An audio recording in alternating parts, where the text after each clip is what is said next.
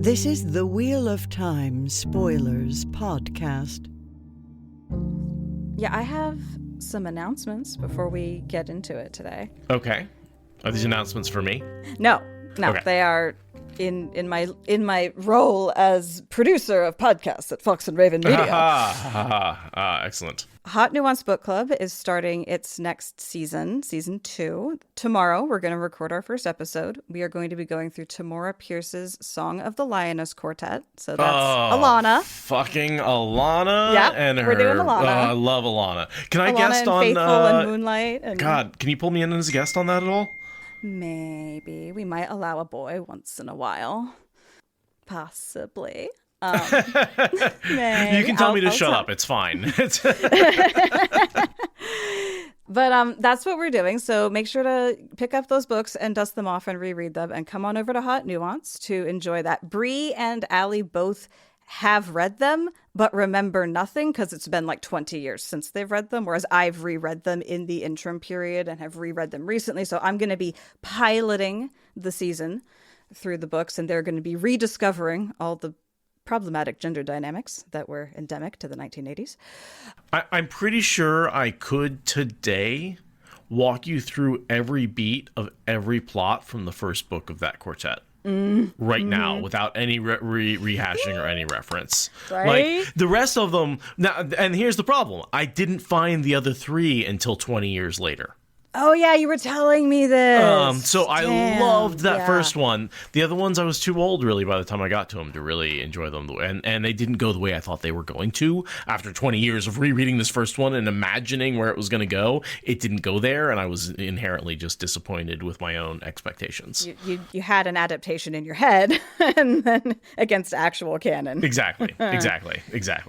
Yeah, it's been very funny, like, watching them dust off their synapses, but, like, not touch the book and just be like, wait, did this happen? I'm like, read and find out.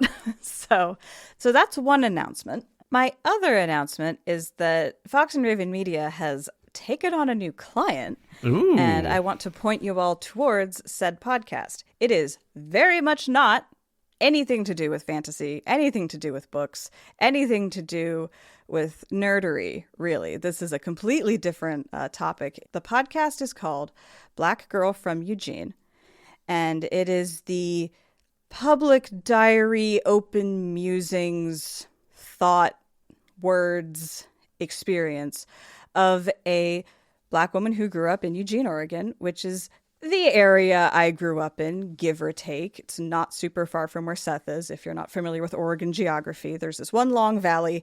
Seth's at one end, Eugene's at the other. All of Oregon's very, very white.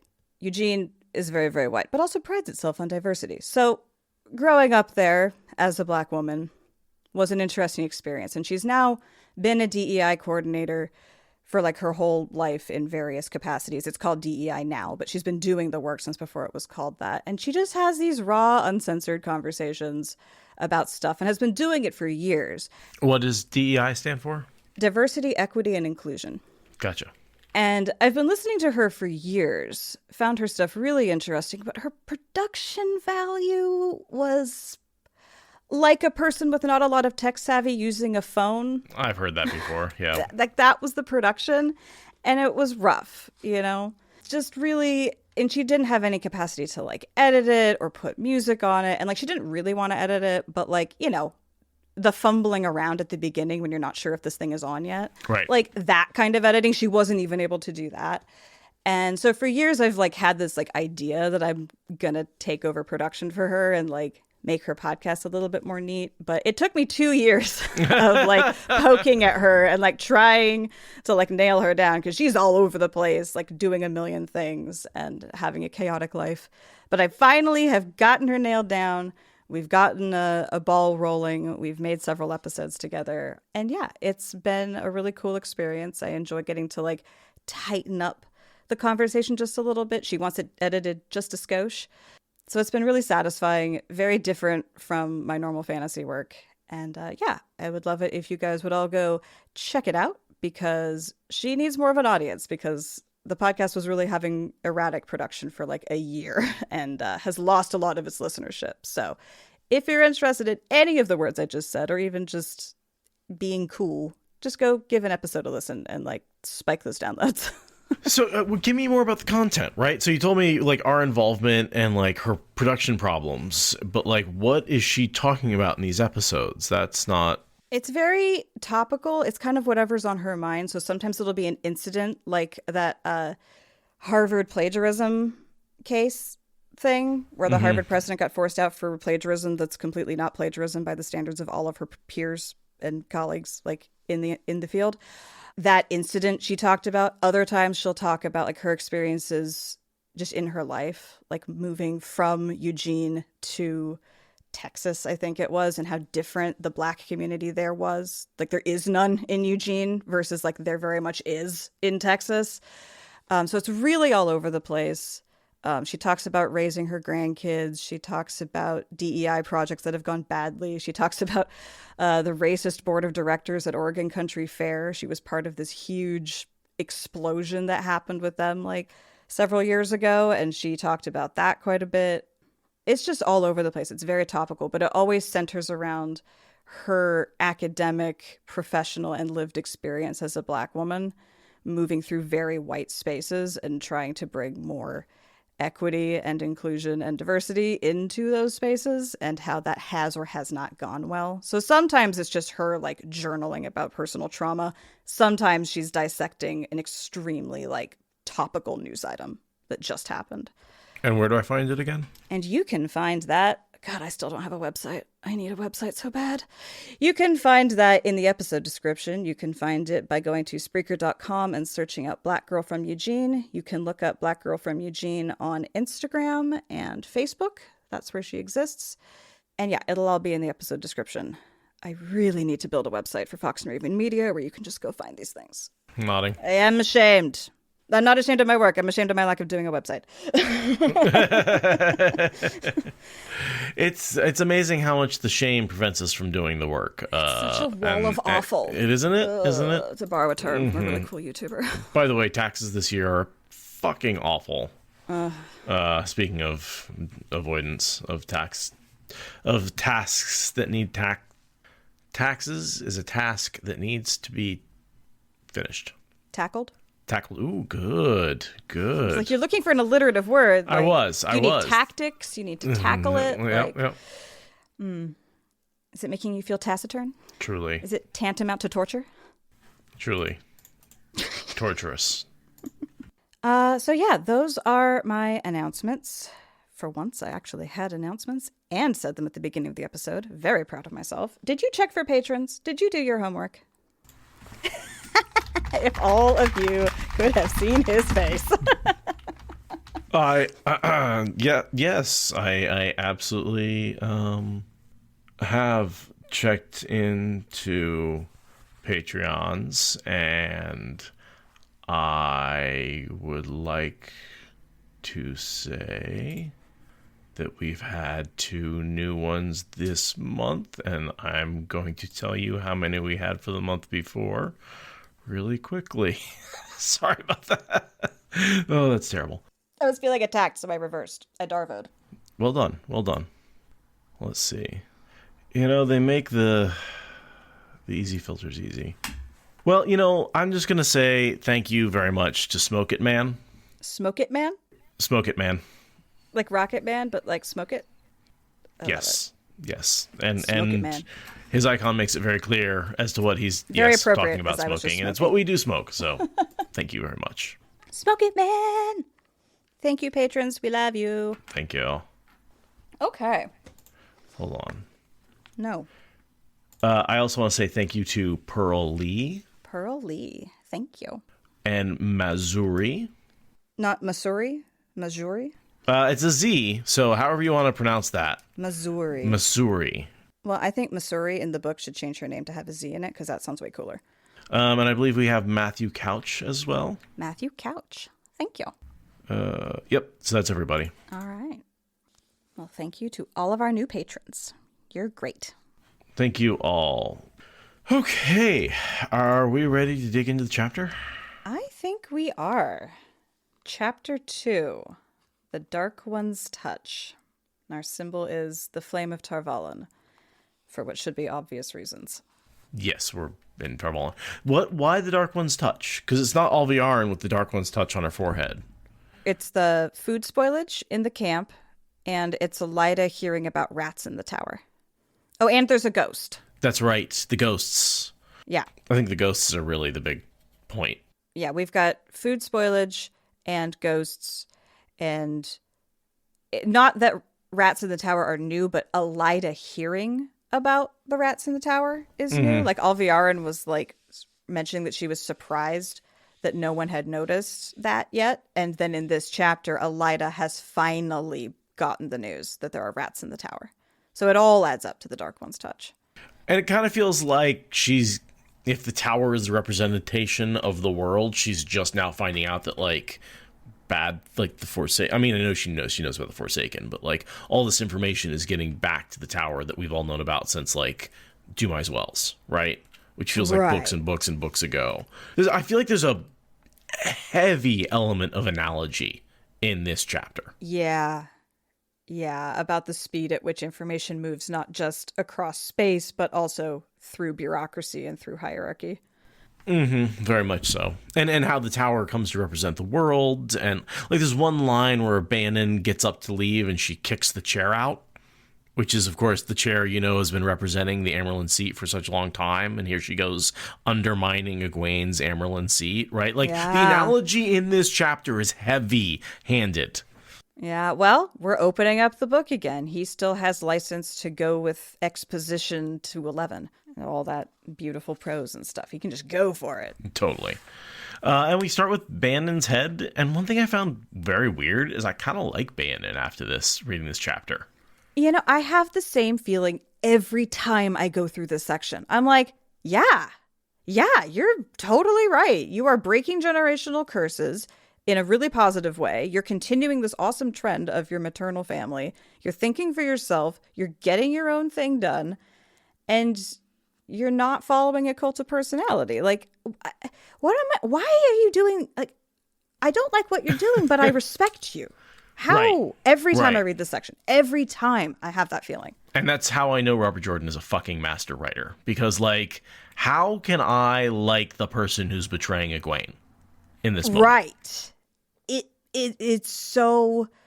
And it's really funny, too, when you consider how two-dimensional a lot of his early villains are. He's really, like, developed his ability to make good people into villains and villains into good people and, like, make you be like, I don't know who you are right now. I can see what you're doing. It's really obvious what you're doing. I'm in your head. I know what you're doing. And yet I respect it. Especially knowing what comes next with her and, like, how her arc goes. Like, you can see in this section why she does what she does later. Why she stays, like, a basically someone you want to respect kind of person. Right. Yeah, she's great. Beonin woke at first light, as was her habit, though little of the dawn trickled into her tent past the closed door flap. Habits were good when they were the right habits. She had taught herself a number over the years. The air inside the tent held a touch of the night's chill, but she left the brazier unlit. She did not intend to remain long. Channeling briefly, she lit a brass lamp, then heated the water in the white-glazed pitcher and washed her face at the rickety washstand with its bubbled mirror. Nearly everything in the small round tent was unsteady, from the tiny table to her narrow camp cot, and the only sturdy piece, a low-backed chair, was rude enough to have come from the poorest farm kitchen. She was accustomed to making do, though. Not all of the judgments she had been called on to make had been given in palaces. The meanest hamlet also deserved justice. She had slept in barns and even hovels to make it so. Moving deliberately, she put on the best riding dress she had with her, a plain gray silk that was very well cut, and snug boots that came to her knees, then began brushing her dark golden hair with an ivory-backed hairbrush that had belonged to her mother. Her reflection in the mirror was slightly distorted. For some reason, that irritated her this morning. I just really liked that entire picture of her. Yeah, but okay, here's the thing. She's in nearly everything in the small round tent. Small round tent comes to represent the whole camp, right? Because they're a round camp. It's a small round building. Tent. It's literally a tower. It's unsteady. The unsteady tower that's outside the main tower, right? The only sturdy piece is the Amerlin seat, is the seat. That's Egwene, which has the rudeness, like Egwene, to come from the poorest farm kitchen. That's Egwene. Jesus, dude, I never realized it went so deep. Like, that's the only sturdy piece in the whole rebel camp. And she's rude. Yeah. This country bumpkin is the only thing around here that is at all worth anything. Like I'm saying, the analogy in this, Jordan was just on one when he was writing this shit. I tell you what. Not all of the judgments she had been called on to make had been given in palaces. Not all of the Amerlins she had been called on to raise had been raised in palaces. Like, let's fucking go. Yeah. Yeah. But it's also her missing the very obvious thing, that her going back to Elaida and missing the whole Egwene is the person you should be supporting, right? She's missing the point of the analogy that Jordan is throwing in her face. He loves to prove his characters wrong. And it's such a talent to be smart with a dumb character, to have a character be believable when they do something that you know is wrong. Like, they think they're doing the right thing. Like, this is something I've heard from writers, is that it's really, really hard to write someone that is stupid or is drunk or whatever, because they have to think that they are smart and logical and doing the right thing. The character has to believably think that they're doing the right thing in order for it to be a compelling narrative. And like, Jordan just look at this masterclass. Yeah. Look at it. The unreliable narrator level of it, right? Like, he is so good at that. And that's exactly what you do when you're writing someone stupid. They're unreliable. What they understand and how they understand things is not reality. Yeah. That's why Elaida is so well written, and that's why we always do the political comparisons with her. Yeah. What I was noticing with Beonin, the analogy I was picking up on was the suicide analogy. She dresses in her very best.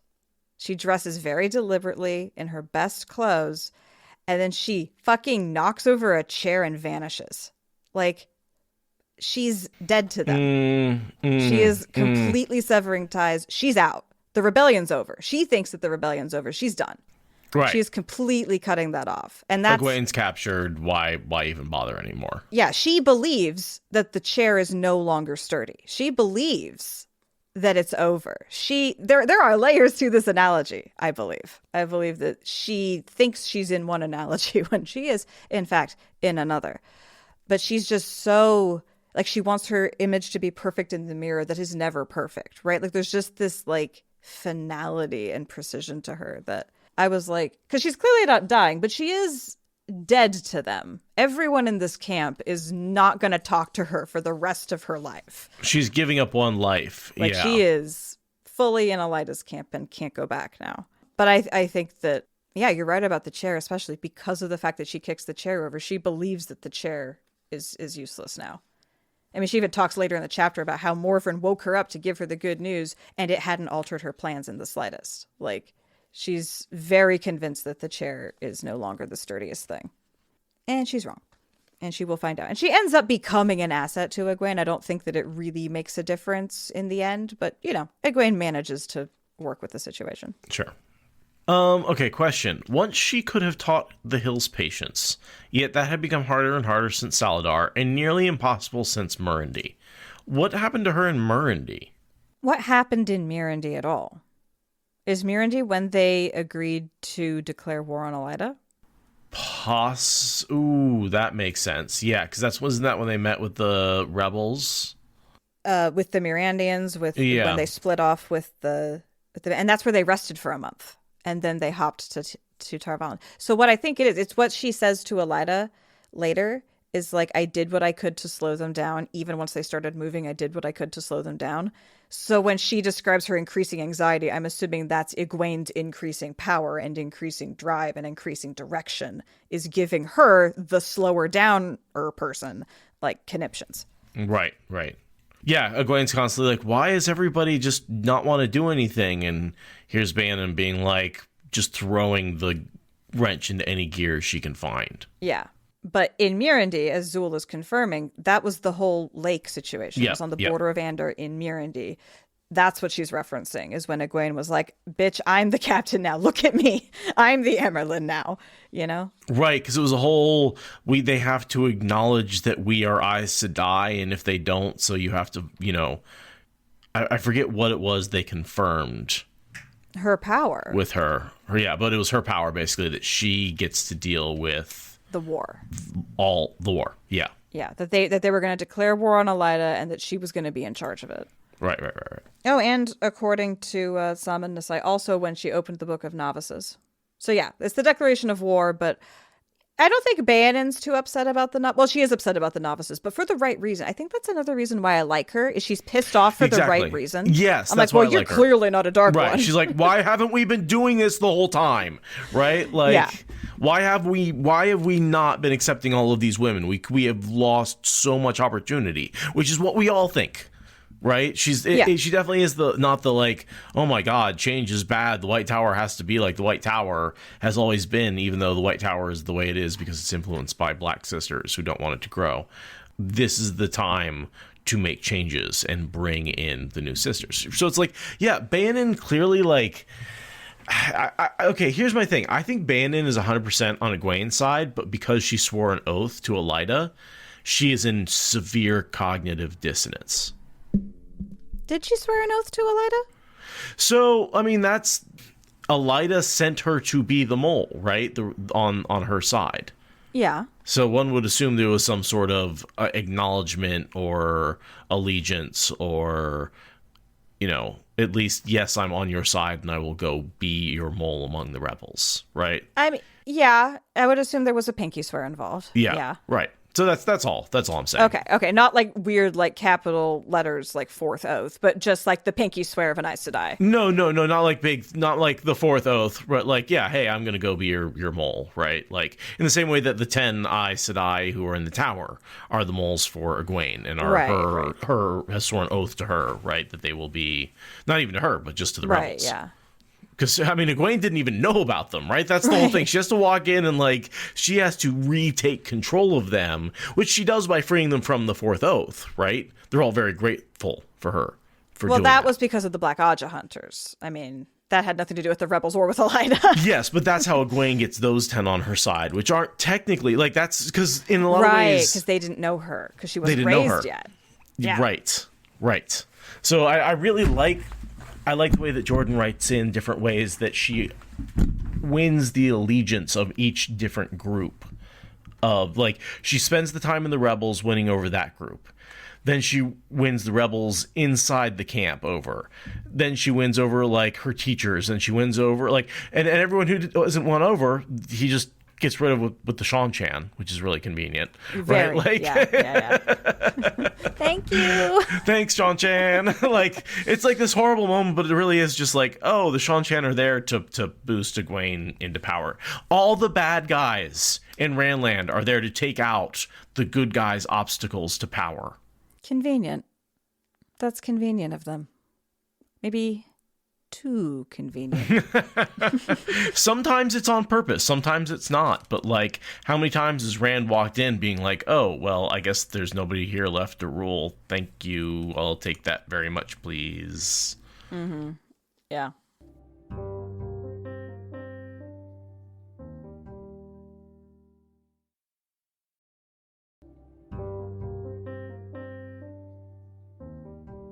All right, so Page 2. Breakfast. Yeah, she again proving that she's a good person. She's nice to the waitstaff. Right. The ultimate litmus test for if you're a decent person or not. She's nice to the waitstaff. She specifically remembers this guy and thanks him, and he is very pleased about that. And she thinks that small courtesies were the lubricant of daily life. So, she's all right. She's kind on day-to-day matters. She's not going to scream at you for your manager, right? Exactly. She might, destroy the manager's, business, but that's different. She has this other line that's really telling. As a girl, she had been headstrong, always aspiring to more. The tower had taught her that you could achieve much if you could control yourself. She prided herself on that ability. Like, again, she's very consistent. She is an Yes. as above, so below person who actually believes that the rules are meant to be applied evenly at all levels. And she lives that even in her own head. She is living that. Which is how I don't understand how she goes back to Elaida. Which, I mean, she does, but then she sees what Elaida is actually like and comes back to Egwene. Like, basically immediately. Yeah. Like, in the meeting where in this chapter, you can see her going, recalculating, recalibrating, options not good, enthusiasm very low. I mean, her whole, like, wait, what did you do with the Ajahs? And Elaida's like, nope, keep teaching. The way that Elaida says, you're a miserable failure and you'd better hope that I don't demote you. And she's like, whoa, that's not a good Amerlin move. Like, Right. Egwene could do better than that. Egwene could do better than that, right? Like, you can see the cogs in her head turning like, fuck, I kind of wish Egwene was the Amerlin right now. And then when Egwene comes along and gives her a personally good argument. Yeah, she's like, well, yeah, I mean, it pains me to admit it, but you're fucking right, damn it. Yeah, no, she's an easy sell for Egwene. Egwene has a lot of very difficult sells in the tower. Beonin is not one. Beonin is super, like, this chapter, she goes from being a staunch, because, like, she has an image of Elaida in her head, right? Pre all that Alviaran shit. Pre all that Fane shit. Right. Like, she remembers the old Elaida, and that's who she's doing all this for. And then as soon as she meets the new Elaida, she's like, no. I think this is a good time to remind everybody that Elaida is Fane influenced, and that a lot of her actions, her mistrust, the way she splits the tower, basically what's going on inside the tower is Aradia influenced.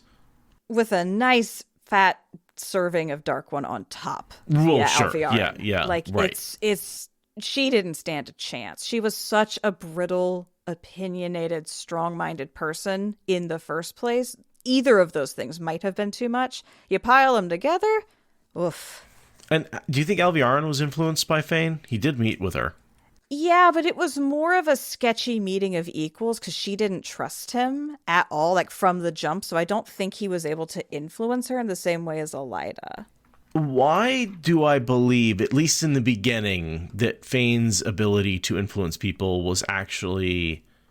No, it was actually facilitated by if they were dark friends, wasn't it? No, I think that's what comes later. Okay, so maybe it may have impinged his ability to take advantage of them because they were already sworn to the Dark One, right? So that's the thing, right? Because he's Aradia, so he's just as much an enemy of the dark as of anyone else. So the dark is inherently gonna be mistrustful, and like, yeah, Alviarin knew Fane's game, whereas Elaida was a little bit more of a blank slate and was like, let's see. And he did, his Grima Wormtongue thing and just did normal human psychology Aradia shit, and like that's what fucked with her. And then everything Alviarin did to her was completely separate and from the Dark One and not at all influenced by Fane, but like could not have helped, shall we say. yeah, there's no positive influence there for her to lean on. No, so it's like, as much as we hate Elaida, as much as we rag on her, like, she does have two different supernatural forces warping her mind, which was not a kindly one to start with. Like, I do believe she was inherently a fairly cruel person, but like, this is not her, truly. This is her living out the results of what's happened to her. Okay, page 3. Oh, right. So, and this is the spoiled food. Yeah. So just more of the Dark One's touch, right? This is going to be a common theme of weevils, spoiled tea, stale bread. It's been happening. It's happening. It will continue to happen. Yeah. Next, we've got a really nice paragraph. Next thing I have highlighted is just a really nice paragraph that gives us an entire Warder backstory, like a D&D character sheet. And then just, it's just great little RJ, like, vignette writing. Sure. Turvil's little vignette. Yeah. And like, she just describes how she met him and like how their relationship has gone. And he just like fills us in on their entire backstory in one paragraph. And I was just like, oh, that's nice. This is a really nice character. This is part of one of the reasons why I like Beonin in this little bit is like we get so much backstory on them. Like, again, He always says he has these backstories for these characters, but here we actually get one just plopped wholeheartedly into the book. Well, there's 3 different backstories he gives us in like 2 pages. There's the backstory about her warder, the backstory about her mother and grandmother, and the backstory about why she's a spy. Like all 3 of those things, he just like boom, boom, boom. There you go. There's her explained. Did you want to dig into any of that? Because I didn't highlight a lot of it. I was like, this is fun backstory, but I don't have anything to say about it. Yeah, I just liked it. I just thought it was really good writing, and just wanted to point it out for that sake. But no, we don't need to go like through it. It's just world building and prose. Notice mention of cats gathering where Aes Sedai are, which is something that, like, yeah. Yeah, that was my next We don't always get the mention of the cats, but that is something that's, been canon in the books, that cats like Aes Sedai, dogs like Ashaman. And they hang out with Aes Sedai tame as house pets, however feral they had been before. Like, the presence of women who can channel just makes cats go cuddly. Witches and their cats, right? Like, basically, yeah. Yeah. I feel like Robert Jordan's just trying to make a point with the, like, legends fade to myth type situation. Like, this is the origin of the witches and their cats thing.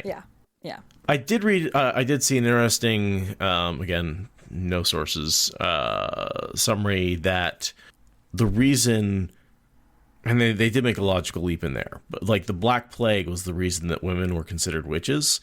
And it was basically, you got bubonic plague from fleas, which came from rats. If you had cats, you didn't have fleas, right? So you didn't get the plague. So, of course, women with cats survived the plague and were therefore accused of being witches. Well, I mean, you do get fleas on cats that go on to people. True. But yes, less rats would equal less vectors for the bubonic plague to enter into your life. Right. I just thought that was an interesting perspective of where the whole... Then people get angry, right? But I'm not sure how factual that is. Yeah, nothing deals with a pandemic like burning people alive. It's great. Right. But right. no, those who survive. I do remember learning about the fact that there were medieval cat murder traditions and festivals and shit for like centuries. It's a thing that like existed until disturbingly recent centuries. And there's reason to believe that may have coincided with the Black Plague in ways that are suggestive of like, well, maybe don't kill all the rat catchers. Just pro tip, maybe don't do that. I've heard that one of the reasons the Black Plague took off is that like we thought that there was this rumor that cats were evil or something. And so we killed all the cats, and then the rats had no natural predator. So they just exploded, and then the bubonic plague exploded with them. It was just a weird thing where cats just kind of got mass lynched occasionally. I learned this from an episode of Behind the Bastards because that's where I learn all my cool facts. But it was about Savitri Devi, the woman who turned Nazism into a religion. Okay. It was in giving backstory for her life. The history of cat lynchings, effectively, in Europe was kind of part of the backstory for understanding, because she was a big cat person, animal rights person, and part of that was informed by living through the very last gasps of those traditions still being alive. So, like I said, disturbingly recent. But yeah, it was like apparently a thing for many centuries and may have played a role in waves of bubonic plague outbreaks. Okay, so this is where we get her thinking about, basically anger that she hasn't had all these girls to recruit. Like, how much have we lost by not doing what we're doing now, right? Right, because the cats run off to get scritches from the novices, which makes her think, fuck, we have a lot of novices. Like, we could have had this many novices for the last 3,000 years. Are you fucking kidding me? Like, the tower could be full to bursting at this point. And instead, there's hundreds, not thousands. Like, what? And she's trying to figure out, who Anaya and Karen, who killed Anaya and Karen. Right. So she is waiting for her warder to bring her horse. She leaves the tent and says, bring me my horse, and then stands there watching a bunch of stuff go down. She watches the negotiators with the tower head off and is like, why would you do that? Why would you continue negotiations? Right. And this was, as far as I could tell, just name soup, right? Yeah, it's absolutely irrelevant. It's just the negotiators go by and she's like, huh, That's an interesting facade to keep up now that, Egwene's been captured, but all right, fine. And then she gets approached by Ashmanila and Phaedrine, and they are like, hey, can we play Clue with you? Basically. Like, who's been doing the murders? Because at this point, the murder case is like completely gotten lost behind the couch, what with Egwene getting captured and all that. Like, so now just any randomized Sedai apparently could decide that they're going to be the murder team investigators, and they're trying to involve Beonin, and Beonin wants absolutely nothing to do with it and gives them like half of her mind. And wasn't Phaedrine the one who like was pointed out coming back from some trip mysteriously in one of the earlier chapters? Right? Like, I have no recollection of that. I looked it up. She's the one. Okay. I sometimes ask the question when I know the answer. Yes, that is. She was the one who, and like, so I think Jordan wanted to do something with these two to be like they're up to something, or at least have them help, solve this murder. But I feel like it got lost after the end of the book because they're not really mentioned again. Yeah, the murders just become a non-issue. Yeah. Eventually. Right. Well, eventually, because like Egwene comes back and is like, yeah, it was Halima. Oh, right. And they fled. So it's like they know who the murderers were at some point. Right, so right. There's no. Yeah. It resolves itself. It resolves itself that way. And Halima dies when Rand balefires a town. So Natron Sparrow, yeah. Town. It's one of those like it's a castle big enough to be a town is what it seems to me. Yeah, it's a really big castle. It's a giant estate. It's like an estate. Yeah, it's a complete working estate, but with the defensive fortifications of a castle. It's a barrow. It's Natron's barrow. Just don't overthink it, okay? It's just, it's a barrow. It's Natron's barrow. Yep. That's all you need to know. Got it. Gotcha. So yeah, they go through a whole bunch of details about the murders. It's all very old hat. Comes to nothing. It's all faulty logic where they like, oh, it must be Ashaman for this reason, or it must be a worker who's, basically a wilder for that reason, and like, of course, none of it makes sense because it's actually a woman who can channel like a man hiding in among them, which they never once bring up. Because it makes no sense. And we do get the interesting tidbit that a lot of the workmen admire the Ashaman and wish that they had the nerve to go get tested. And like, you're seeing another side of the recruitment to the Black Tower is just like all men who know about the Ashaman can't help but ask that question in their heart of hearts. And like all the men are thinking about it. All the men are thinking about it to some degree. Well, it could be because every woman in this world at some point asks herself, what if I can channel? Right? And all the men now are suddenly doing the same thing. Exactly. There is a floodgate opening up. What if I could learn? And it's cleansed. Now, I don't know how common the knowledge is that the power is cleansed is among the various people, right? Are the Ashaman out there being like, it's cleansed? It doesn't seem to be that. I don't think that's happened yet. But it feels like these people are acting like they know it's cleansed, right? Maybe just the workmen are here have that knowledge, right? Maybe that's knowledge among these Aes Sedai because they're really, in the know compared to most other people. I don't know. I think they were having these conversations even before the power was cleansed. I think even knowing everything, just there's a feeling of the end of the world. And it's like, but could I become a magic man who could blow things up with my mind? That's a good point. Yeah, it's like you risk going mad, but if you know you're probably going to die in the last battle anyway, why not go at it with some power? Right. So I figure that they all are assuming that they're assigning themselves to madness if they tried, but they're willing to do that anyway because that's been happening. But I mean, I also could see some guy just starting a rumor that the power's been cleansed because he got vibes in a dream one time and now everyone's talking about it. Like, I totally could buy that too. Right. It's just vibes, man. I just had a dream and it felt really good and I told someone about it and now everyone else is just kind of vibing on the same level and like it just happens to be true by sheer coincidence. Mm-hmm. I love the cleansing of the power as sort of that first win for the light, right? That's the first really like hint that we get that we're going to be able to reset the pattern back to the way it was before the Dark One broke free and tainted the true power, right? We're going to get back to that point of the Age of Legends eventually. Right, like the wheel is turning, things are getting made right again. Yeah, it's a really big victory, and it's frustrating how only us readers and like Rand's inner circle are aware of it, and the rest of the world is like, "Durr." What was all that power used? The Forsaken must have done something really bad. Fuck. Oh well, I guess we'll just ignore it and keep going. Yeah. Which, in fairness, is how most of us deal with world disasters on the other side of the planet, or the other side of the continent. What? What disasters? What? The world's fine. I do not keep up with the news. I absolutely am not glued to doom scrolling and being aware of all the horrible things that are happening. No.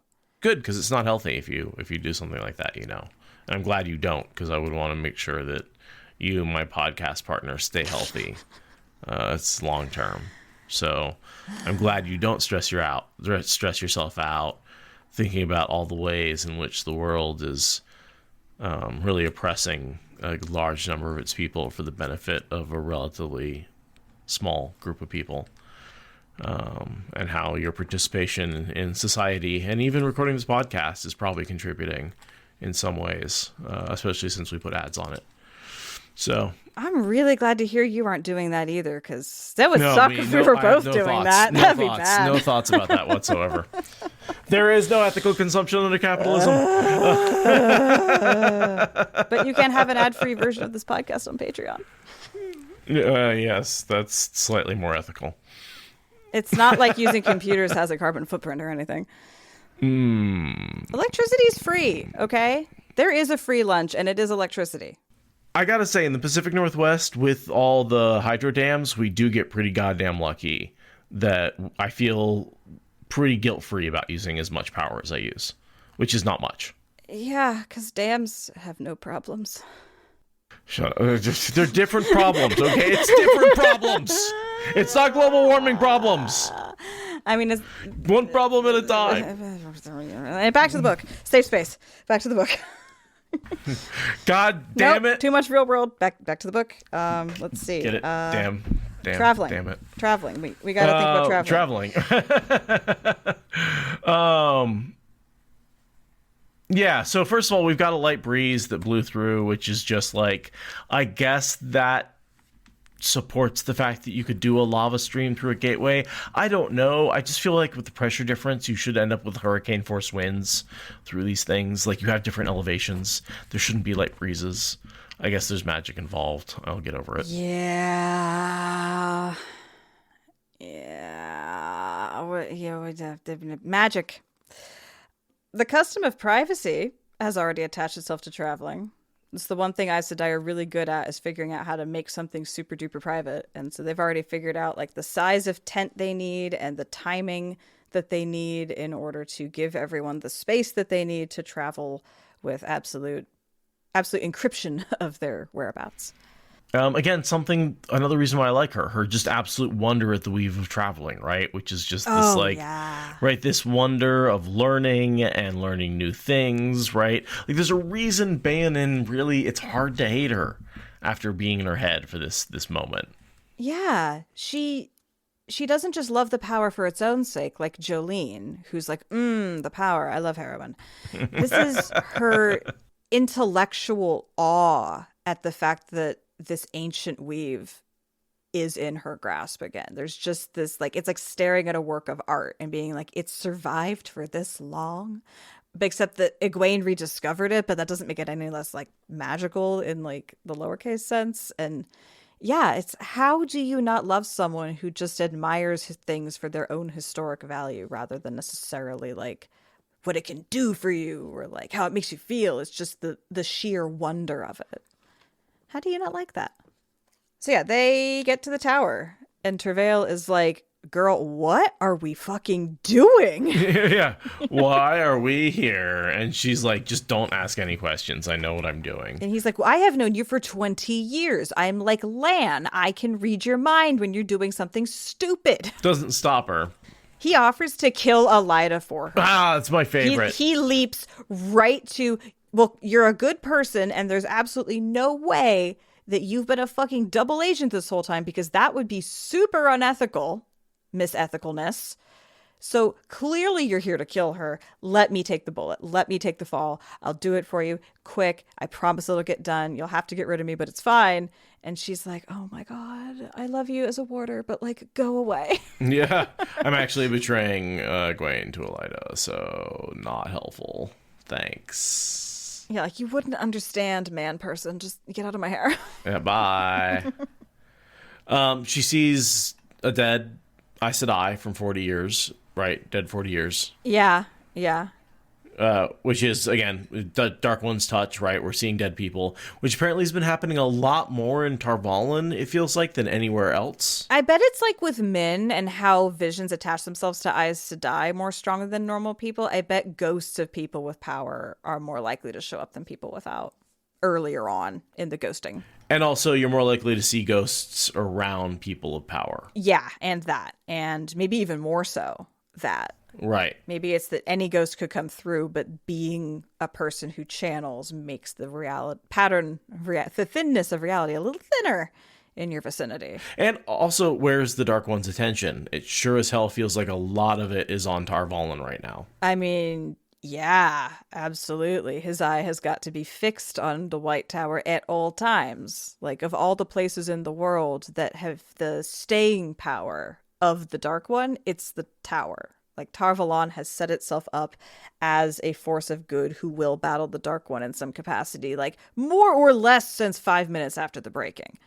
So, yeah, his attention would totally be there. Reality would be thinner there. That totally makes sense.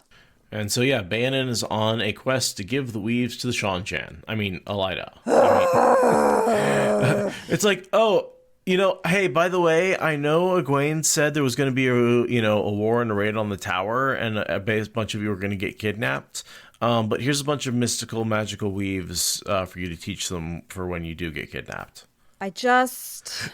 The dichotomy of Beonin, right? I like you a lot. What the fuck are you doing?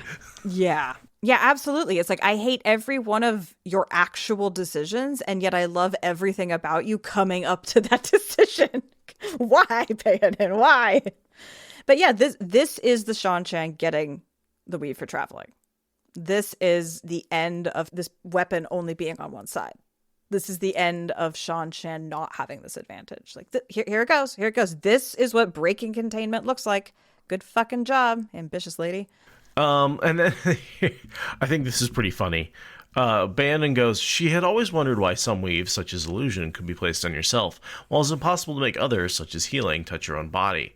When she'd asked that question as an accepted, Terrain had said in that memorable deep voice, and I think this is a Jordan stand-in, hence the deep voice, as well ask why water is wet and sand is dry, child. Put your mind on what is possible, then why some things are not.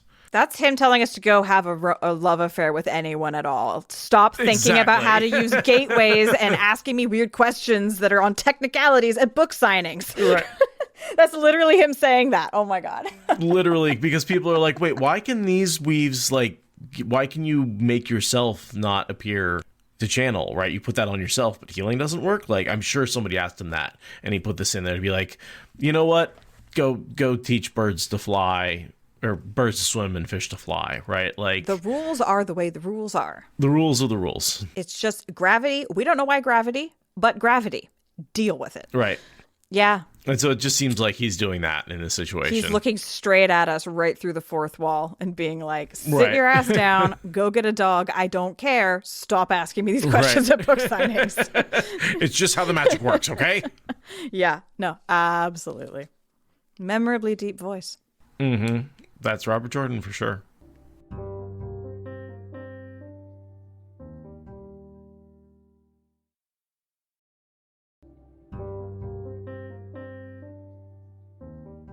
POV switch. Camera spins away from one end of the hallway and spins up to the other end. Yeah, this is one of the most subtle POV switches, especially in the ebook where there's no actual paragraph break. I actually have to find the perspective switches manually. I had a lot of trouble being like, wait, I don't actually know on which paragraph, because it goes third person perspective for a minute, right? It goes from Beonin to this is what's going on in the room to Elaida. And so there's no particular point in which I could say, this is when we're going from Beonin's POV to Elaida's POV. I was just in Beonin's one moment, and then I was in Elaida's the next. Well, it's at gusts of wind. Okay. Gusts That's of wind helpful. is where Elaida's POV starts. So yeah, we're basically Beonin goes in to the bottom of the tower, and then the camera pans up to the top of the tower. And then while this conversation is happening with Matt and Stepaneos, Beonin is like making her way up towards the room. But yeah, we zoom in on Elaida Doavrine of Royhan, Watcher of the Seals, Flame of Tar Valon, Amerlin's Seat, absolute douchebag, and Matt and Stepaneos, King of Ilion, who has only just arrived from his books ago kidnapping on Elaida's orders. I love the line here. The ship carrying him had been slow, arriving late the day before. And it's like, you think? Jordan, did you maybe forget about Matt and Stepaneos on a slow boat? Maybe, possibly. Right? Like, they hit a sandbar. Yeah, that. Yeah, totally. We had a sandbar, and then this other guy, he went out sick, and then the other guy, yeah, totally. Jordan, is George R. R. Martin also on a slow boat somewhere, waiting to write the next novel? Is that what's going on there? I mean, I think he's on a fast boat the fuck out of here with all the money he got from HBO, like a smart person. Yeah, it's my speedboat. Bye. Yeah, if I was him, I'd be like, y'all wrote enough fanfic to make every book you want, like, have at. Like, I'm done. Yeah, pick one. Pick an ending. You got it. And I also love, like, what did Sanderson do with Matt and Stepaneos? Matt and Stepaneos, too cowardly to go back to his home city and take it back over again. He just chills in the White Tower, which is the exact opposite of the character we get in this chapter, right? This character would bleed and go back to his home and try and take it over no matter what. He'd rather die than stay in the White Tower. But what happens in the final books? He talks to Egwene, and he's like, "Oh, you got it? Cool. I'll just chill here." Yeah, not pleased with how that ball got dropped and fumbled and then dropped again. Yeah. Both of them. Jordan and Sanderson. You both fucked up. Like, we don't really know what to do with this character. They should have just killed him, right? It's such a cool name. Matt and Stepaneos is an Right? awesome name, and the King of Ilion should be a mini boss. Like, that's just too cool of a title. It reminds me a lot of Redwall. I never actually got into those. There's a main character, Martin. I can't remember, but also, like, there's Steppenwolf, and, like, I don't know, there's something about Martin Stepaneos that could just, it's got so many things that could be cool about it. And he's just, like, the worst. Yeah, he's just kind of, like, annoying and funky and off in the corner, not really doing a lot. And it's like, that's a missed opportunity. But, the way that Elaida is giving him information at this point, you could believe him ending up building Rand into a monster far greater than he is and, like, thinking that it's impossible. It doesn't hold up when Egwene is there to give counter information. You'd think that would fix it. But at this point, I could see Elaida, like, giving him misinformation such that he doesn't think it's worth going back and actually having that be the right call. Right. Her Rand al'Thor took Ilion only days after you departed the city. True. He took the Laurel Crown as well. True. The Crown of Swords. He renamed it. Kind of true. He didn't really rename it. It was renamed. It got renamed as part of the whole thing, but he didn't. Right. That was part of the rumor thing. Yeah. Can you believe he would have faltered in cutting off your head to take it? That's a question, not a statement. Mm-hmm. I knew you would not leave voluntarily. Definitely a statement. I saved your life. She believes that. She believes that she saved his life. Therefore, yeah. There, he should believe it had been done with his best interests at heart. So she's kind of saying, using the fact that she thinks she saved his life as a side effect of kidnapping him, as like, that's why I kidnapped you. Oh, I see what she means. She's like, I was going to kidnap you for other reasons than saving your life. But it turns out I saved your life, and I don't have to include all of that context. I can just say I saved your life. Exactly. By implying that being the king of Ilion when Rand al'Thor took the city would have been a fatal position. Right. Which, maybe not. She believes. I think that yes. She believes that's why she says I saved your life, because she believes that he would have been killed. She's absolutely firmly of that opinion. She's not lying in that way. That's not a mental gymnastic. That's like a bad belief. And then here, his quote, "Do you believe I would fear dying so much I would rather be your guest for the rest of my life?" And then I look up what he ends up doing, and he's the guest of the White Tower for the rest of his life, as far as I can tell. For the rest of the duration of the books. Presumably he like retires to a country estate somewhere, but not Ilion because reasons. Oh my God, I hate that. I hate that. He literally says that's the last thing I would do. And Sanderson did that to him? Rude. I'm going to just Google it just in case I missed. He's last seen during the meeting where the dragon's piece is signed. So he's in the tent, but... So it's possible he, like, commands a contingent of soldiers in the field. Right. It's possible he does something other than hang out in the tower basement.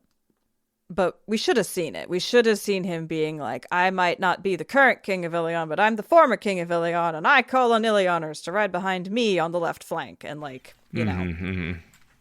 There was a real lack of, like, everybody uniting for one grand charge at the end, right? Like, this idea that, like... I would have really liked to see Perrin bring together all the different nationalities under his banner and lead a physical charge, right? All, like... Matt does all of these things to make that final charge possible, right? But then Matt's taken off the battlefield, and Perrin is the one who has to lead it, while Rand is fighting the Dark One. I feel like Brandon was afraid of doing too many really obvious tropes for the last battle, and so he ended up writing something that nobody actually necessarily wanted. Like, we wanted a little bit of trope. Little bit of, like, ridiculous, like... everyone getting the band back together shit would have been nice. You didn't have to completely excise it. Right.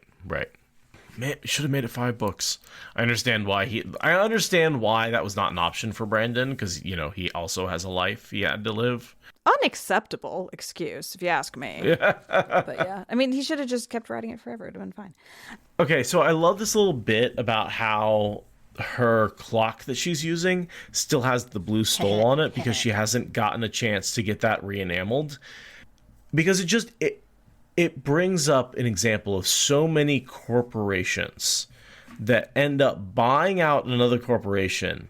And I'm in the middle of this now. I'm in, you know, my company was bought out, I think, more than 2 years ago, right?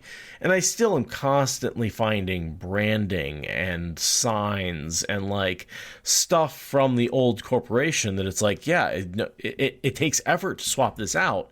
And it's more important to do your day-to-day work than to rebrand the sign that's been on the wall for 10 years, right? Like, why would you ever, like, there's no point. And it's nobody's job to do that. Right, so you end up with all these reminders of the past corporation, and it's fine, but it adds a certain, especially when you have multiple systems, sometimes you'll have a system left over from the old corporation, or a system left over where, yeah, it's too useful to get rid of, but you having to maintain it is a huge burden when you have to maintain 2 of them. Right, and, like, there is more important shit to do. There's only so many work hours that you get to budget out for your stuff, and, like, that's really not important. And yet it also is kind of important, right? It is this representation of a failing, overworked business that's growing too fast and doesn't really have its shit together. Yeah, it's the little things, you know? It's the little things. It's the little things. And right now that blue enamel speaking volumes to me. Yeah, it's speaking almost as loudly as the narrowness of Tarna's stole as keeper. Yeah. I am technically keeper. Yeah. Is what she's saying I there. guess no one else was at the front of the line, so it's my job. But I'm definitely of the Red Ajah and the keeper. What was that second bit? I said I'm the keeper. I'm here by duress. Yeah. Like, I'm here because I was ordered to be here, not because I want to be here. We get a mention of the correspondence box that we've seen in Teleron Riyadh so very many times, and all the things that coming onto her desk. I think Elaida complaining about all the paperwork she has to do is just classic. Oh, yeah. We get a report on the harbor, right? Because remember, Egwene turned the entire chain to Quendiar, and Leanne turned most of the other chain. Like half. To Quendiar. Yeah. Enough that the boats don't have the center channel, right? Right. So they have to be up on the shallows. So only the shallow boats can get through, shallow bottom boats. So what they're doing is just tying up to the Quendiar chain and then transporting goods to barges and shipping those. Which is like such an extra cost of labor, like such an extra cost of time. It's like a major choke point on bringing resources in. But doable, right? Like, it's expensive. You just need to throw a lot of bodies at it, right? Like, and a lot of time. It's probably got to be like a 24-hour, just like, we're always doing this. Right. Constantly turning, right. But they don't want to tear down those chains because the second you remove those chains, you open your harbor to invasion. Right. And you can't do that when there's an army, like, laying siege. That's a bad time to take down your defenses. Right. Even though they don't even have a fleet ready to go. So, like, there's that too. So again, it just feels like further stalemate, right? Because, like, it just makes getting resources harder. It doesn't really stop it, and it doesn't really stop the war. It doesn't really starve them out. But at the same time, they can't really resolve that problem. I mean, they've made it harder, but not as hard as it was supposed to be. Like, if Lyanna had been faster, that one sister hadn't been killed, right? Like, then this would have worked more completely. And that was what they were going for, is they were going for forcing an end through starvation. And just enough of a hole was left open that, like, that's going to be a much longer grind than they thought. I love Elaida's just arrogance here, that she's basically like, so yeah, I mean, basically Gareth Bryn's already the commander of my armies. So it's just a matter of time.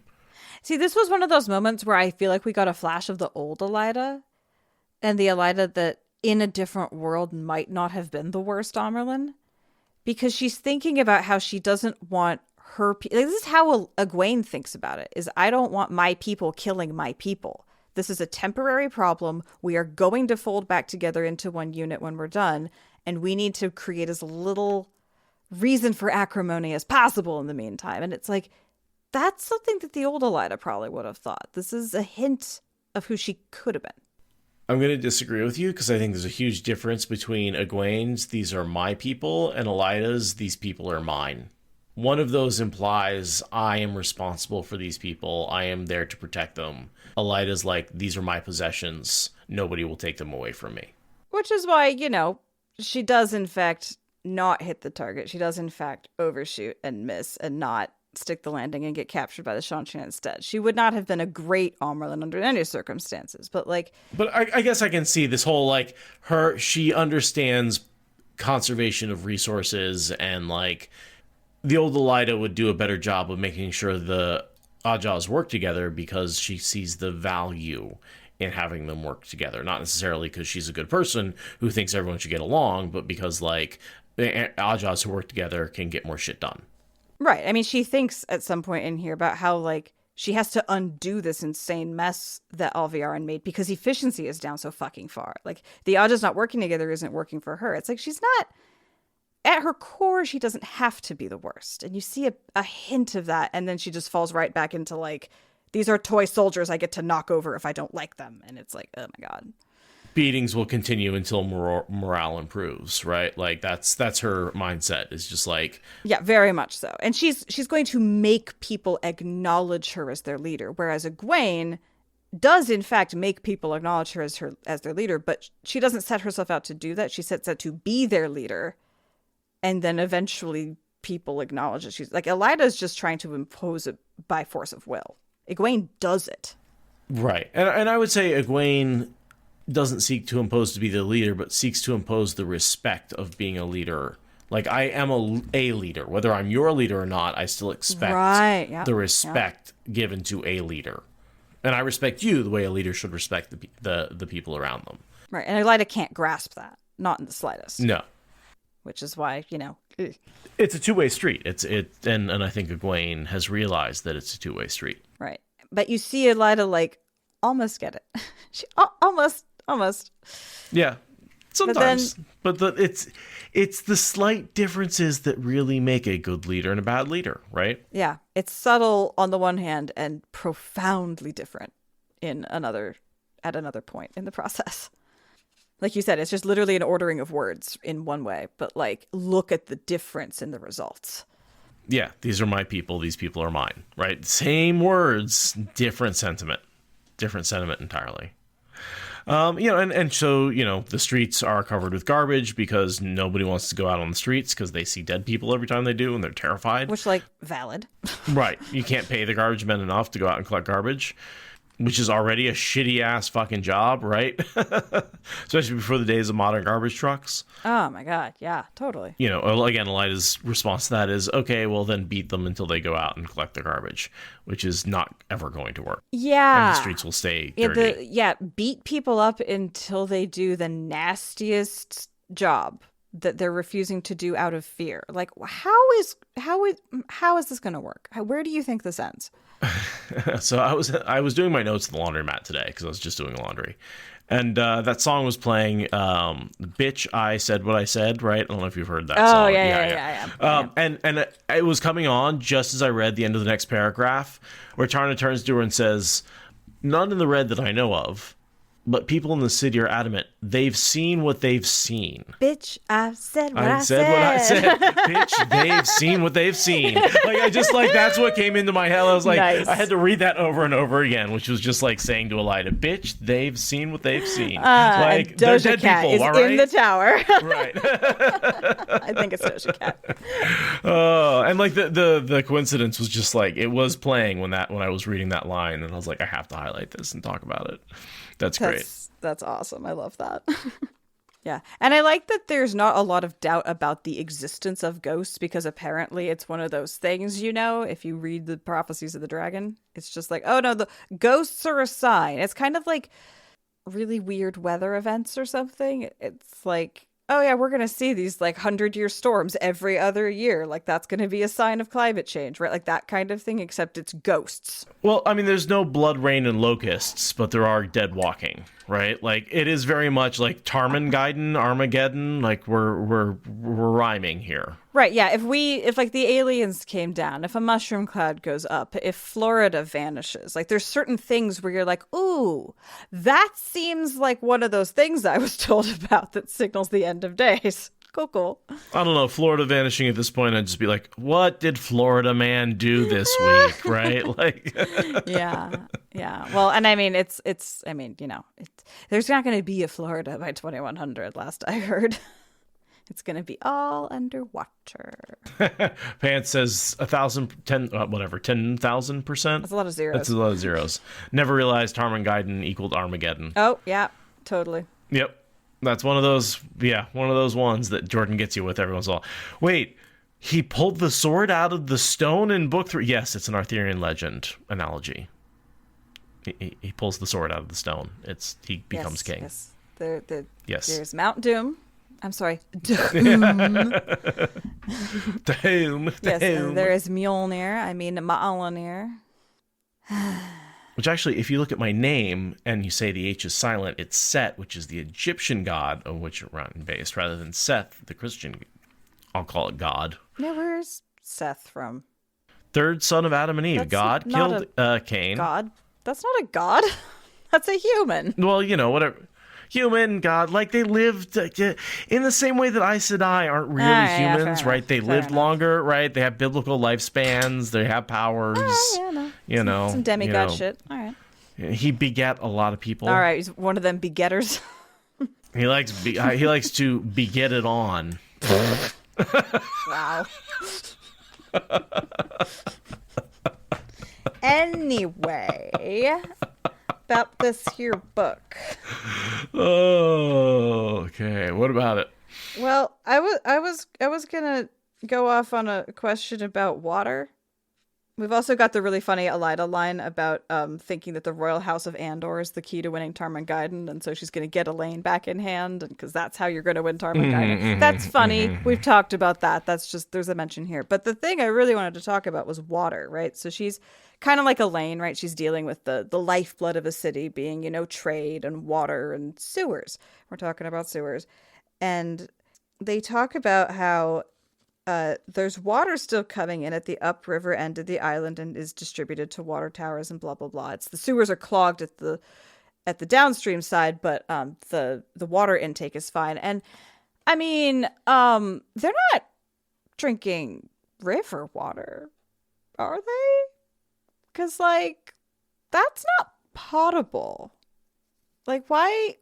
Not to you or me. Why is the upstream? Well, what else? Where else do you get water for a city except through the? That's why it's on the river. What do you think they used to do? What did people used to drink before they had water purification plants? Yeah, but like the Aes Sedai are supposed to be like fallen from a technological grace. I assume they remember that germ theory was once a thing. Like, I just kind of assume the river's big enough that they're kind of just pulling clean water out. But I mean, they do talk about maybe there is some sort of water treatment plant at the intake. Oh, that's fair. I've definitely, when I was in college, I got to bike by the water intake and treatment plant for for the water that I was drinking all the time. So that's a good point. They probably do have some kind of water treatment facilities at the north end. Mm-hmm. And he just doesn't mention that. And then the dirty water goes from the intake through the pipes to clean water dispensary places and then into the sewers where the dirty water goes. Right. Yeah, they clearly have some kind of like Roman fountain system kind of thing going on. I just was very much like, but it's a river. Like, oh. But yeah, they probably have some neat water treatment, like something that RJ just did not feel like fleshing out. So he was just like, it happens. Deal. But they must. Or it doesn't. They must. No, I'm going to headcanon that they do. He doesn't say they don't, so I'm going to just put a very modern, technically making water potable system in there in my head. Okay.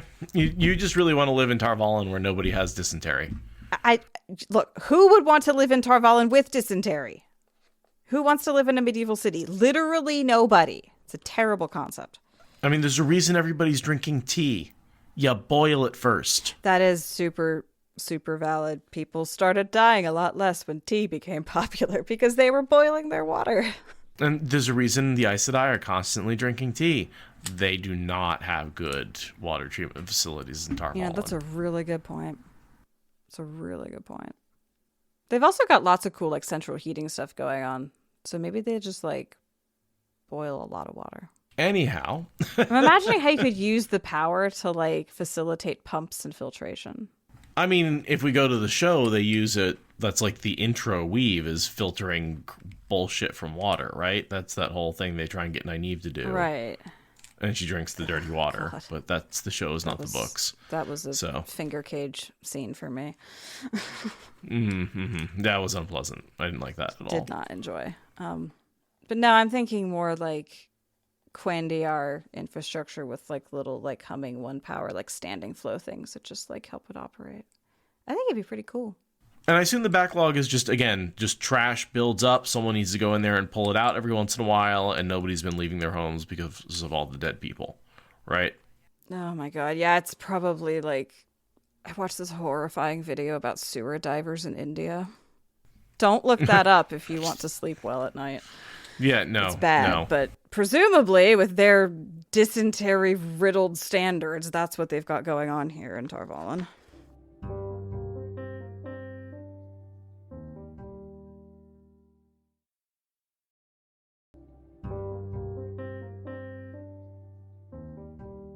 Elaida has a petitioner coming in.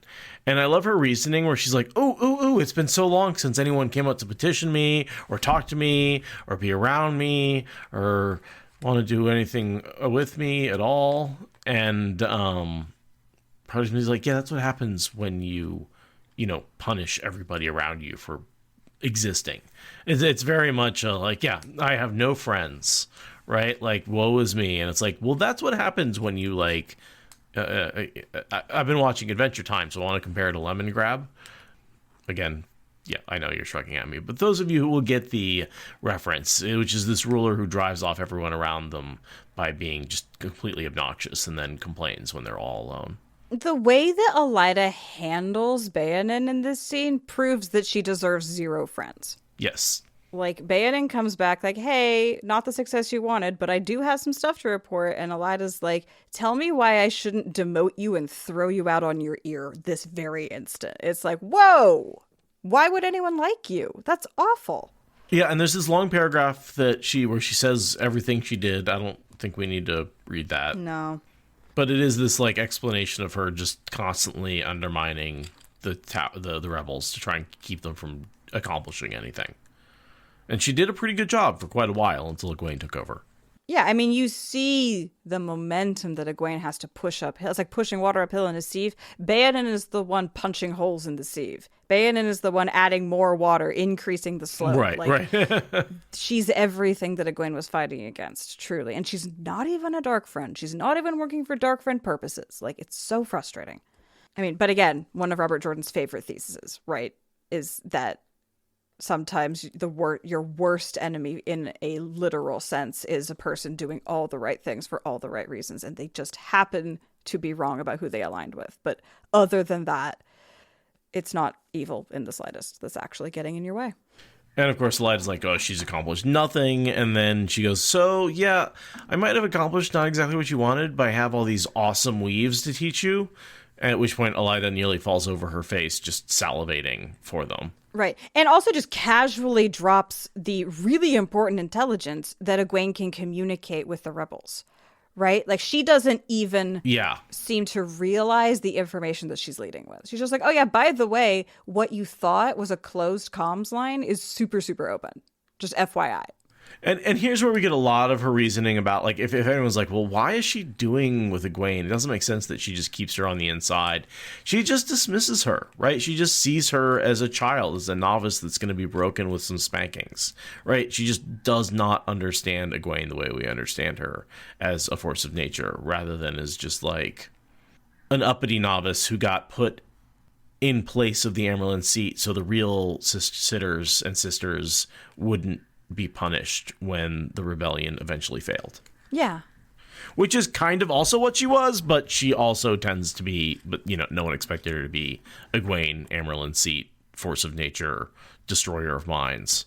Yeah, no, but nobody could have foreseen how powerful she'd be. She's very much like the Dragon Reborn Dark Horse situation.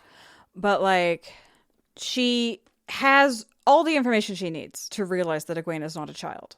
A child would have immediately run crying back to her handlers and been like, please rescue me, if she had the ability to say things in the world of dreams, right? That's what a child would do with that ability, is say, rescue me, mommy, I want to go home. But no, she forbids rescue, and yet you continue to treat her like a child. Like, how much more plainly does she have to show you she's not a child? She could leave if she wants. She could, from the fucking jump, that she could leave anytime she wants. Any night. She could pop into those people's dreams and say, here's where I am, gateway me out. Every single night she goes to sleep. And yet you just assume that you can spank her into believing that you're mom now? Like, what the... Whose delusion is that? Is that Elaida, Alviarin, Fane? I don't know. Maybe all three of them. Why not both? Yeah. Okay. As part of giving over these weaves, right? There's this sentence here. It's called a gateway. It's well I have been to these rooms before, but can only be used from places you know well. Is that what it says in yours as well? It's well I've been to these rooms before because it can only be used from places you know well. Okay. Apparently, in the original version, it had skimming and traveling backwards. Oh. He confused which was which. And that was missed in the editing. So there might be versions of this where it appears as though the gateway is skimming and skimming is traveling. Yeah, no, it's consistent in my copy. Okay. Same with mine. But the internet tells me that in the original print it was backwards. So if you're ever confused, that's I think it was caught pretty quick. I'm guessing after the original printing, people were like, what the fuck? No, that's not how that works. Yeah, Vuji's saying that the audiobook, the copy that they had when they did it was reversed. Because it's... Yeah, I wouldn't remember that specifically, but I totally believe it. Because they told us, like, they get the books generally before they get released. So that way the audiobook and the print book can come out at the same time. So yeah, any error like that gets caught after will be in the audiobook. And they don't go back and re-record those sections and fix them. No. You can't. You'd have to redo the whole book. It would sound so weird to come back like a year later and just pop in a few words. Oh my God. No. I mean, it is done sometimes. There are re-releases and stuff like that. I don't know if they ever redid it. I know Sanderson rewrote the part of the ending of the first book in Stormlight Archive. Just spoilers. It's how one character kills another character. Anyway, he retconned that pretty pretty significantly after the book came out, and I don't know if the audiobook was ever fixed. I'm sure the Sanderson fans out there know and can tell me. I'm honestly surprised if it's not, because it was such a big deal. Huh. And now he's writing like that was never, one character never killed another one. And it's like, but he did. And it's like, well, not anymore. And it's like, That's okay. Unacceptable storytelling rules? The only thing I demand from creatives to lawmakers is internal consistency. That's all I fucking care about. No, it's one of my, honestly, I'm really disappointed that Sanderson went back and made that change after the book was published. And so, all right, spoilers in 5, 4, 3, 2, 1. Cover your ears if you don't want to know. In the original story, Kaladin kills Seth, right? He stabs him through the fucking heart, right? In the alternate version, lightning kills him. And it's just something that happens, right? So, character's still dead, everything that follows, right? But like, and it feels like Jordan basically was like, or not Jordan, it feels like Sanderson basically was like, oh, I don't like that my character was so harsh. I want to make him softer. I don't want him to be the one who is that ruthless killer. Well, too bad you did. So no takesy backsies. Yeah, so it is now canon that Kaladin did not kill Seth. Even though he did, and I have very distinct memories of it, and it still happens in the audiobooks. So yeah, people in chat are like, yeah, he did though. And I'm like, yeah, I know. Okay, moving forward. So let's. We need. Speaking of internal consistency, that was the best lead in. I love that. Okay, let's go. Tell me. If Egwene can do this, perhaps she is a dreamer, and the warning she gave Sylviana is real. That's absolutely fucking useless, Tarna. The Shan are still far, far away, and they're not going to do anything unless they learn to travel. 2 things. First of all, the person saying that is going to be the person who gives them traveling. That's the one funny part. Right. The other thing, right. How the fuck do they not know about Rockin'? Just have none of your reports of their lightning sweep across Altara included mention of wings? Seriously? But they've all been supported by troops on the ground. I think that there's this idea that Rockin' could never, ever, ever bring enough troops and support staff into Tar Valon to attack the tower, right? Like, the idea of a raid is something they don't even consider. They can only consider a full-blown siege and attack on Tar Valon, and there's no way that could make it across the continent or be carried by rocket. For me, personally, I feel that if there was someone out there who had the ability to enslave me with magic, and they had any capacity to fly or make lightning attacks across a whole ass country, anywhere on my continent, I would be freaking the fuck out and assuming the worst and then doubling the odds and trying to build my contingencies from there. This whole... Also, since we've established there's less than 200 channelers in the whole White Tower at this point, like, there's less than 200 Aes Sedai. Sorry, not channelers. Aes Sedai. Because there's novices and such. But that's not very many. That's not very many. Like, that's not great protection. Well, you could at least be worried.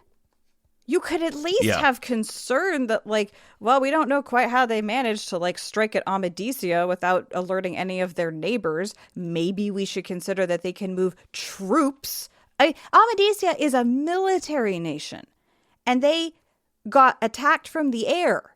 That is common fucking knowledge. Arrogance. You don't get to be ruler of the magic in the world and be that arrogant. It's not internally consistent. You need to have the humility to know that sometimes you don't know everything. I just hate it. Are you frustrated with Elaida right now? I'm really frustrated with Elaida. You have all the information to know that Egwene is not a normal novice and that the Shan are not a predictable enemy. You have all the evidence you need to be cautious, to be careful, to be seeking out more information, and to be planning for worst case scenarios. And instead you think that if you just, like, paint some more shit red and yell louder, then morale's going to improve and everything will be fine. And like, I'm glad that you get captured by the Shanshan. I'm glad that you're the one that gives up the fucking weave, because the irony is the only thing I can salvage out of this. It's the irony is it's so much. and yeah, exactly. As Margot Sadai says, it's a really good thing. Real life leaders are that dumb. It's so awesome that there are no parallels. None. Zero. Not a single parallel to her anywhere in the world right now. But you've got all the info. Even Tarna is like, oh, do we need to take Egwene's dreams more seriously if she could communicate with the rebels? And she clearly can. Should we take that more seriously? And it's like, this is a known unknown, right? This is a known unknown. Why are you not at least giving it, Elaida, Jordan, why'd you have to make her so infuriating? Speaking of the 2024 election. We are not speaking of the speaking 2024 election. We are speaking across... we're speaking about the Speaker of the House being an absolute shitbag. I mean, some of the Ajas oppose the mother almost as strongly as the sisters beyond the river. Yeah, we're talking about that. Well, yeah, they've seen what she's made with the tower, right? Like, how could you not at this point? The tower is a shell of itself, broken, split between, I mean, maybe 20 to 30 sisters in each Aja. Like, that's nothing in the tower. Yeah. And Elaida says, you will share this information with none of them unless I give permission, because I'm going to weld this place together with secrecy and ostracization. And Beonin also gives up the 10... Yeah, she just gives them up. Ferrets, as Egwene calls them. No big deal. Just gives them up like it's nothing. And so that's where Madani gets... actually, her invitation for dinner gets accepted. Maidani's arc gets real fucky because of this admission of her name to Elaida. Mm-hmm. Because Beonin feels that the only way to get in good with Elaida, the only way to stay in power at all, the only way to stay part of the Aes Sedai at all, is to give Elaida everything. And that's like part of her, olive branch and, groveling, is being like, look, I'll give up these 10 other women. And then when Elaida gets taken by the Shanshan, what does she do when we see her? She gives up weaves, and she promises that she will give up like 10 or more women in her place. Like, it's just... but yeah, this is why Maidani ends up becoming a bigger part of the plot, is because Elaida decides to take her up on her invitation and play spy flirtation games.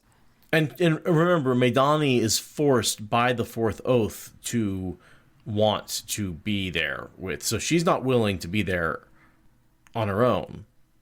And then Elaida fucks with her while she's there. Right. The rebels told her to try to get into Elaida's bed. It didn't work. Elaida invites her back and then plays a bunch of mind games with her and then attempts to impose a Fourth Oath. And that's kind of the scene that breaks everything apart. Well, don't forget the rebels find out that that was the plan. And they say, yeah, you're going to keep doing that by the Fourth Oath. The Black Aja hunters? The Black Aja hunters. Oh, yeah. Have they done that to her yet, or is that still coming? Let me do a quick chronology lookup. In Crossroads of Twilight Prologue, Yukiri orders Maidani to renew her friendship with Elaida. Yeah, and she says, I already tried that, it didn't work, and Yukiri says, don't give a fuck, keep trying. Because I have you bound by this Fourth Oath. Yeah, and then Elaida, so that's kind of where she's at, is continuing to make overtures that Elaida keeps denying, and Elaida says, I'm now going to let those overtures come through and see what I can see. Yeah, I forgot that the Black Aja got in, or not the Black Aja hunters got in on that. Right. And then Elaida and Egwene walks in there and sees just how comfortable she is. And I believe that's how Egwene tracks down the Black Aja hunters. Because she clocks how comfortable Maidani is. Like, why are you so uncomfortable? Why are you still here if you're that uncomfortable? Right? Like, why are you forcing yourself to be here? And so that whole discovery of the Black Aja hunters comes from this order. Yeah, exactly. Because she says, I can't tell you. I need to show you. Right. And that's where she walks her down to the actual meeting. Yeah. And then she gets to see them and like interact with them and be like, what the hell are you doing? Yeah. So it's good in a way that all of this happened. Beonin betraying Egwene leads to Egwene getting to a core of people who are very much able to be co-opted with their like organizational power behind her. This does really end up working out well for Egwene through a very convoluted path. Yeah, I mean, I'm enjoying this part of the politics again, where it's like, oh yeah, all of this stuff is coming together to make Egwene the only possible ruler. Yeah, very much so. Very, very much so. Yeah, that's pretty much it except for the readout that I've got. Yeah. All right. I will read us out then. Shall I have them arrested, Mother? Tarna asked, still as chill as ice? Still as chill as ice. Wait, where are you? I thought I would start halfway up the page. Shall I have them arrested, Mother? Tarna asked, still as chill as ice. I could see still as chilled ice, or chill as ice, or still as ice, but still as chill as ice seems wrong. What does yours say? Yeah, that's a typo. That should be still as chill ice, Yeah. I think. I think there's an extra as in there. Yeah. Still as chill as ice. No, still as chill as ice is an expression, right? How chilled are you? Oh, I'm chill as ice, right? Sure. And she's still that chill. So she's still as chill as ice. I don't like that. No, I don't like it at all. All right, I'm starting my readout at a different spot. Fuck it. Elaida slapped the table with her free hand, a sharp crack. I didn't ask whether it would be difficult. I said do it, and inform Maidani that I invite her to dinner this evening. The woman had been persistent in trying to resume a friendship that had ended many years before. Now she knew why. Go and do that now. A shadow crossed Tarna's face as she curtsied. Don't worry, Elaida said. Beonin can feel free to teach you every weave she knows. She did trust Tarna, after all, and it certainly made her expression brighter, if not warmer. As the door closed behind her keeper, Elaida pushed the leather folder to one side and leaned her elbows on the table, focusing on Beonin. Now, show me everything.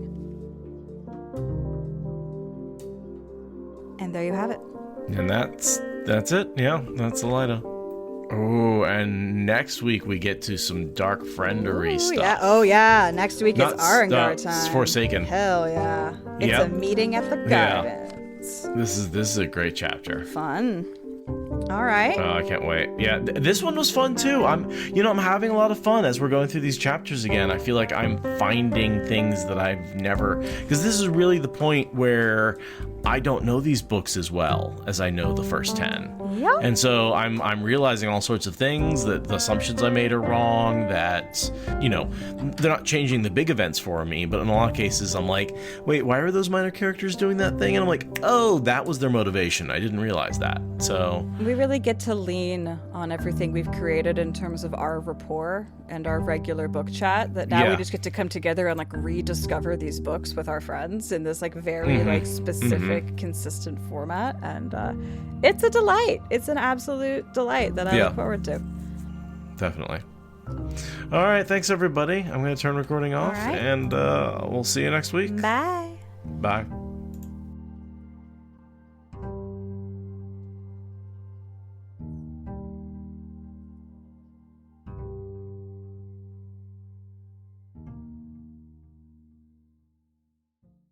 Thank you for listening to the Wheel of Time Spoilers podcast. Rate us in the Apple Podcast app or support us on Patreon.